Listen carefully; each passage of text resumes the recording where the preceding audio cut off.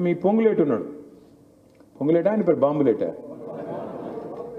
పోయిన దీపావళికి చెప్పాడు బాంబులు వెళ్తాయని, ఈ దీపావళి కూడా ఇక ఆయన బిల్డప్ పెద్ద అడిమారి గుడ్డి దెబ్బలు ఆయన కూడా గెలిచిపోయి ఆయన పెద్ద ఇదిలాగా ఖమ్మం జిల్లా ఇది అది. ఈసారి ఆయన గెలుస్తాడో నేను కూడా చూస్తా, ఆయన గెలుస్తాడో పాలర్లో నేను కూడా చూస్తా.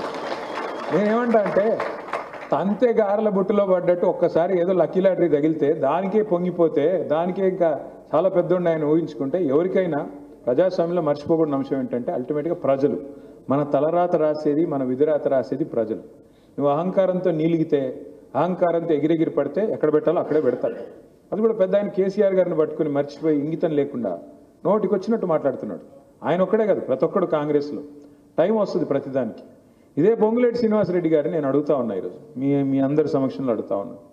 సరిగ్గా ఇదే సెప్టెంబర్ మాసంలో పోయిన సంవత్సరం 2024 సెప్టెంబర్ 27 అనుకుంటా, ఆ రోజు పొంగులేటి గారి ఇంటి మీద ఈడీ రైడ్ అయింది. సరిగ్గా సంవత్సరం అయింది. ఆ రోజు టీవీల్లో బ్రేకింగ్లు, పొంగులేటి గారి ఇంట్లోకి నోట్ల కట్టలు నోట్లని లెక్కబెట్టే మెషిన్లు పోతున్నాయని చెప్పి వరుసగా 2 మెషిన్లు పోయినాయి, 3 మెషిన్లు పోయినాయని టీవీలో ఉదరగొట్టే బ్రేకింగ్లు కూడా వచ్చినాయి. కావాలంటే మీకు పంపిస్తా చూసుకోండి. చూశారు కదా. కానీ ఇప్పుడు ఎన్ని పైసలు దొరికినాయి ఎవడు చెప్పట్లేదు, అదో బ్రహ్మరహస్యం.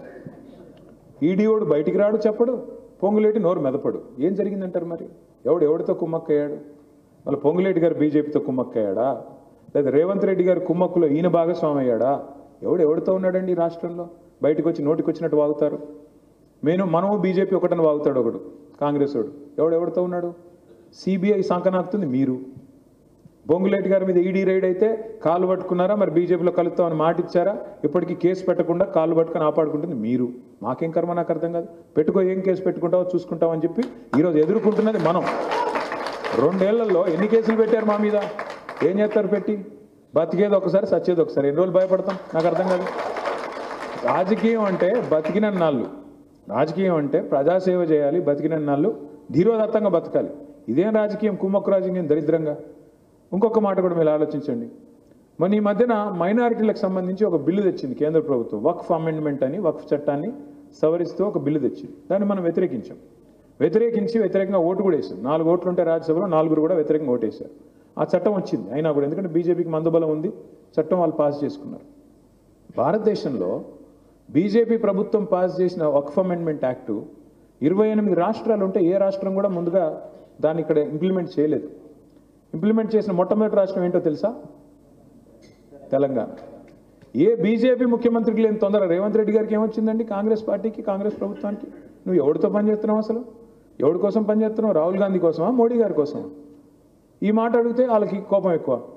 మీరు గమనించండి జాగ్రత్తగా. రేవంత్ రెడ్డి గారి బావమరిదికేమో కేంద్ర ప్రభుత్వ పథకంలో కాంట్రాక్ట్లు ఇస్తారు. 1137 కోట్ల కాంట్రాక్ట్. సుజన్ రెడ్డి అని వాళ్ళ బావమరిది. ఆయనకి అంటే కాంగ్రెస్ ముఖ్యమంత్రి బావమరిదికి కేంద్ర ప్రభుత్వ పథకంలో కాంట్రాక్ట్ వస్తుంది. ఇంకో బీజేపీ ఎంపీ గారికి రేవంత్ రెడ్డి గారు ఇక్కడ కాంట్రాక్ట్ ఇస్తారు.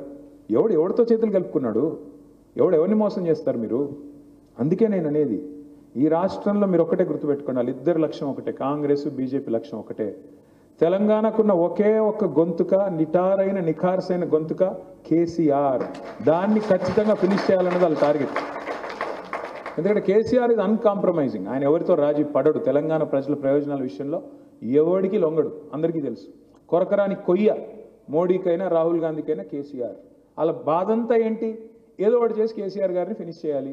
చేస్తే ఆ తర్వాత మైదానం నీది నాది, మన ఇద్దరం కొట్లాడుకుందాం. మనందరం లేవా కేసీఆర్ గారిని కాపాడుకోవడానికి, పార్టీని కాపాడుకోవడానికి?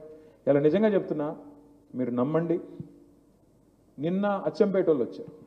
అచ్చంపేటలో మన మాజీ ఎమ్మెల్యే గారు వెళ్ళిపోయారు పార్టీ నుంచి. అక్కడ ఒక సమావేశం పెడితే, మాజీ ఎమ్మెల్యే గారు వెళ్ళిపోతే ఒక సమావేశం అచ్చంపేటలో పెడితే 4000 మంది సోదరులు, కార్యకర్తలు, నాయకులు, అక్కడ పెద్ద నాయకుడు ఎవరు లేరు, 4000 మంది వాళ్ళు మీటింగ్ పెట్టుకొని వాళ్ళు చెప్పారు, మాకు కేసీఆర్ గారు ముఖ్యం, మాకు పార్టీ ముఖ్యం, నువ్వు పోతే పో, మేము మాత్రం పార్టీతోనే ఉంటాం. ఇవాళ అదే స్ఫూర్తి మళ్ళీ భద్రాచలంలో కూడా కనబడతా ఉంది నాకు. మా ఎమ్మెల్యే పోయాడు, మాకేమో అయిపోయింది, మేమేమో అవుతాం. మీరు ఎవడు మీ మొదల్లో భయం కూడా కనబట్టలేదు నాకు. ఇంకా ఉల్లాసంగా ఉన్నారు, చాలా ఉల్లాసంగా ఉన్నారు. అది కూడా మీరు 200 మంది రావచ్చు, కానీ నాకు ఖచ్చితంగా నమ్మకం ఉంది. ఇది సిమ్టమ్. ఇక్కడికి వచ్చిన వాళ్ళు మీరు, మిగతా మన నాయకులు, మన కార్యకర్తలు ఎవరైతే, మన అభిమానులు, మన పార్టీ అభిమానులు ఎవరైతే ఉన్నారో వాళ్ళు ఇక్కడికి మీరు వచ్చారంటేనే 5-5.5 గంటలు ప్రయాణం చేసి మళ్ళీ తిరిగి అంత దూరం పోవాలి మీరు, నాకు తెలుసు. అంటే ఎంత ఉత్సాహం, ఎంత విశ్వాసం, నాయకుడి మీద ఎంత అభిమానం, పార్టీ మీద ఎంత అభిమానం, పుట్టిన గడ్డ మీద ఎంత మమకారం ఉంటే వస్తారండి మీరు? నాకు అర్థం కాదు. ఇంకో 3 ఏళ్ళు ఎదుర్కోవాలి విషమ పరీక్ష, మీకు తెలుసు. అయినా మీ నాయనే ముక్కు నేలకు రాసినా సాధించలేకపోయాడు. మీ నాయనే ఇదే పాలేరు నియోజకవర్గానికి వచ్చి 3 సార్లు ముక్కు నేలకు రాసినా ఏమీ చేయలేకపోయాడు. నువ్వంత బచ్చాగాడు.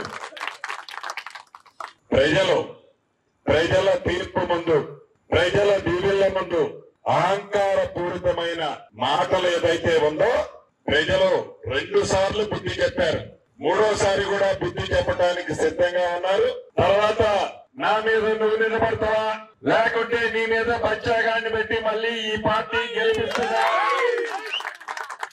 3.5 సంవత్సరాల తర్వాత అసలు నిజంగా నువ్వు ఈ ఇండియాలో ఉంటావా, బ్యాగు సంచి సర్దుకొని విదేశాలకు చెక్కుతావా? ఇదంతా తెలంగాణ ప్రజలు నిర్ణయించడం.